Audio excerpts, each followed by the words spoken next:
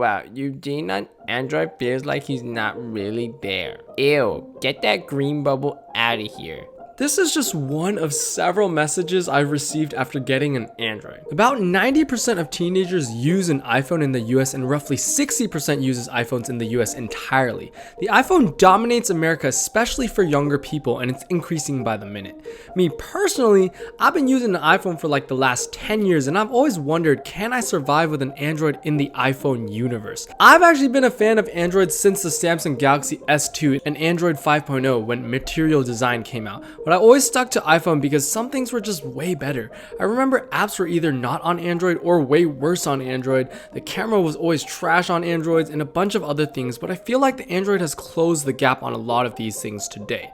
And you have to remember that everywhere else in the world, Android is the majority. So I went and got me an Android to see how it is existing with an Android, having basically 95% of my friends using iPhones. I'm gonna focus on 5 things: the transfer process from the iPhone to Android, my experience of not having iMessage, are apps actually worse or not there on Android still, navigating having no continuity with my MacBook, and overall things to note. Is it worth having Android in 2024 America? Let's find out.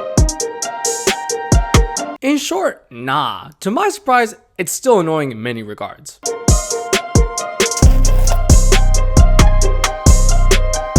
When you first get your Android, it might be a little different if it's a Samsung, Google, or another one. I can only speak of the Google Pixel A because that's what I have right here. The transfer was actually surprisingly easy money. It's super simple. You literally just connect the 2 phones together via Wi-Fi and or a cable, and after like an hour, voila!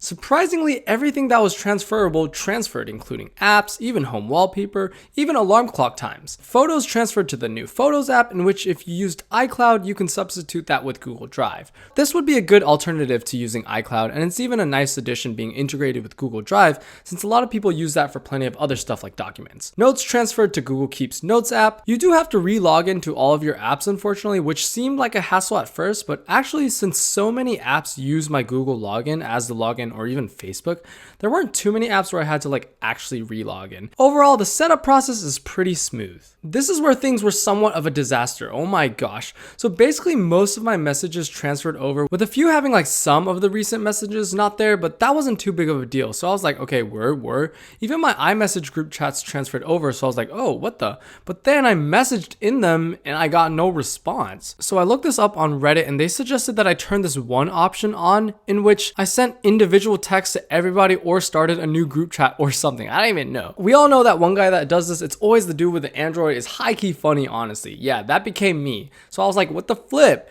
I didn't want to lose any of my iMessage group chats, so in order to do that, I had to enable iMessage through my Apple ID on my laptop. This was a solution I thought, but it came with a nightmare. Basically, when you have an iPhone and use iMessage, you have a phone number that's associated to an Apple ID. And when iPhone people message each other, the phones recognize that they're both iPhone, but they don't actually identify to each other the actual Apple IDs. At least that's what I think. So remember this for later. iMessage is nice because if you don't have service somewhere or you're traveling overseas but you have Wi-Fi, you can just continue your conversation through iMessage because while your phone numbers aren't talking to each other, your Apple IDs can. They'll get a new message from an email, which is your Apple ID, and then you can manually sync them. Sometimes it's even already synced. When you get an Android, that phone number is no longer associated to the Apple ID. Actually, now no phone number is associated to your Apple ID. So when an iMessage group chat, which is essentially an Apple ID group chat, receives a message from a phone number that isn't associated with an Apple ID, it's confused. In my experience, they received my messages, but I couldn't receive theirs. So then I was like, bruh. But it gets worse. I wasn't even receiving iMessage group chats on my MacBook. I thought iMessage group chats would automatically recognize to only communicate with my Apple ID, but that wasn't the case. Basically what happened was when I got my Android and my phone number was no longer associated to my Apple ID, there wasn't a way for the iMessage group chats to know my Apple ID for some reason. This is what I was talking about earlier. It knew I was an iPhone previously, but it didn't actually know to message via my Apple ID until I said something in the iMessage group chat in which it then disconnected my phone number and replaced it with my Apple ID. Only after that could I resume my normal iMessage group chats on my laptop. If I didn't do that though, legit basically my previous iMessage group chats would be trying to send my phone number a message associated to my iPhone, but that no longer existed, in which I literally had to go into every single one of my active iMessage group chats and manually message something so that the iMessage would switch my phone number to my Apple ID. It was super annoying too because some group chats that I barely use, or let's say I haven't used in a while, I would have to send a message just in case, because if I don't now, I'll never be able to receive a message from it. So currently I still have most of my iMessage group chats on my laptop, but now the problem is I only receive them on my laptop. So basically, if someone texts anything in an iMessage group chat where I need to be punctual, I won't know until I've actually used my laptop. So basically, it's not ideal to try to keep your iMessage group chats. Alongside this, there's a few features I miss. When you're typing a long message, it doesn't expand, so you're stuck with this small window. If you want to make a group chat, you can't just start typing names. You can only type one name, and then for some reason, once you type that name, it goes to them. Then you have to click add someone again from there, rather than just typing the names right there. How is it texting with iPhone users? Hot garbage. It still uses 1980s SMS technology in which photos are signature Android booty quality and it's not end-to-end encrypted, which means it's not secure. So there's this thing called MMS, which is multimedia messaging service, which supports higher quality photos.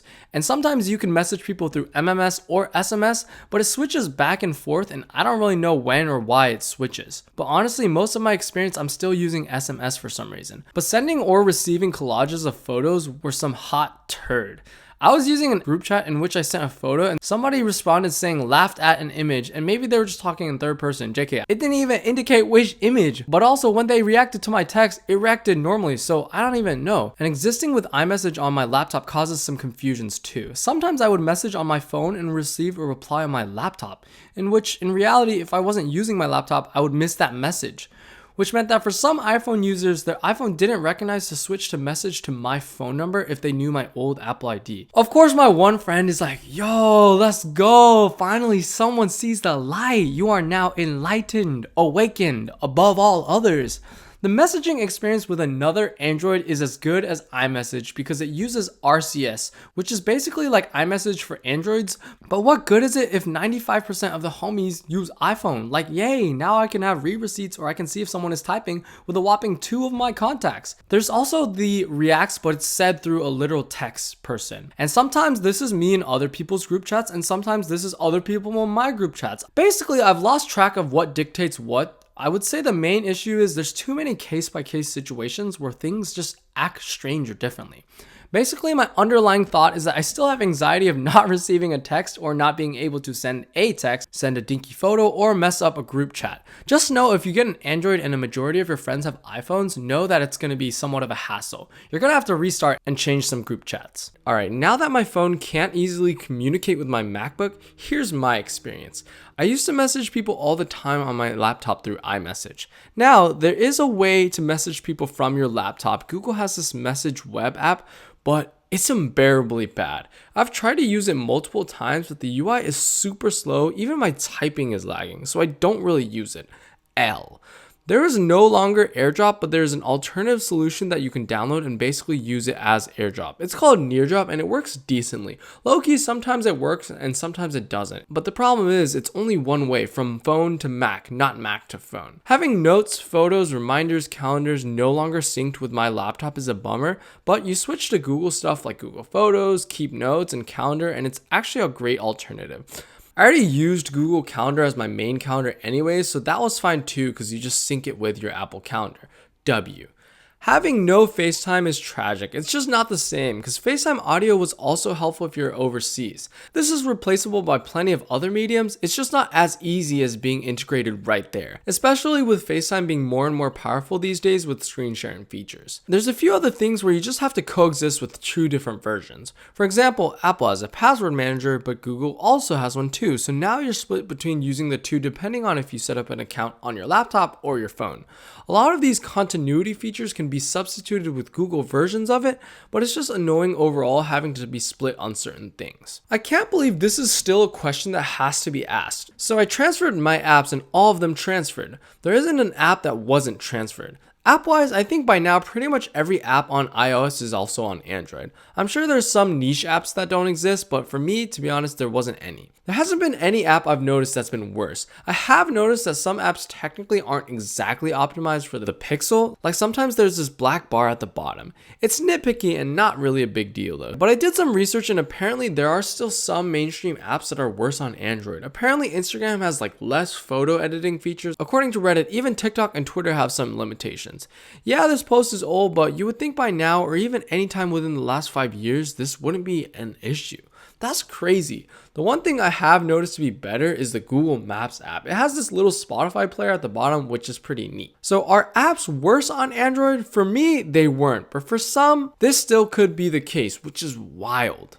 Alright, this is everything else I either missed that was on iPhone and not on Android, or anything that was just annoying on Android.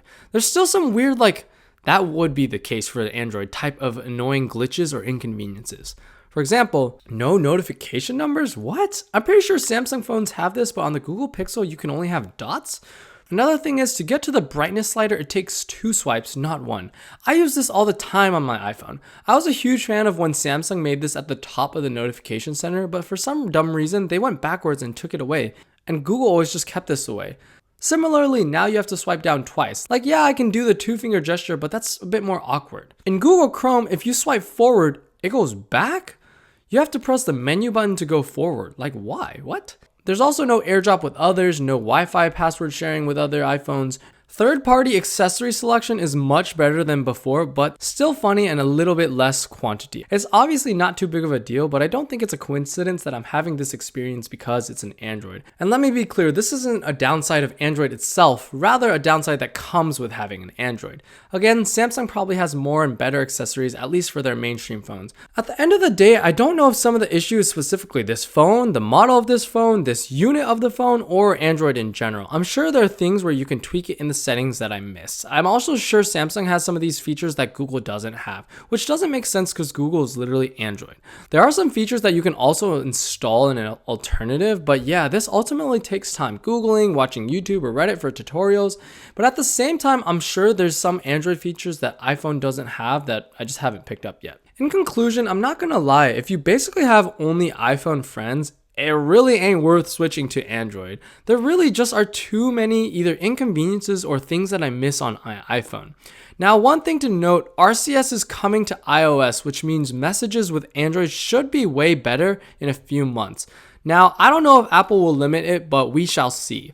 Also, if your main communication app isn't through text, maybe it's like WhatsApp or Facebook Messenger or Kakao, that helps a lot with your experience. Like really my biggest issue was definitely no iMessage. I didn't even talk about what people automatically think about you if you have an Android in America. They look at you differently. Basically, for some reason, you're automatically like a loser or something. Like, I think Android is fire and that's whack. Those are my honest thoughts. I hope this was helpful to you. There are actually a lot of things I like about Android I didn't mention, but they weren't solving the inconveniences of not having an iPhone. Alright, what are your thoughts? Have you had a similar experience with an Android? What did I miss? Let me know in the comments. Peace.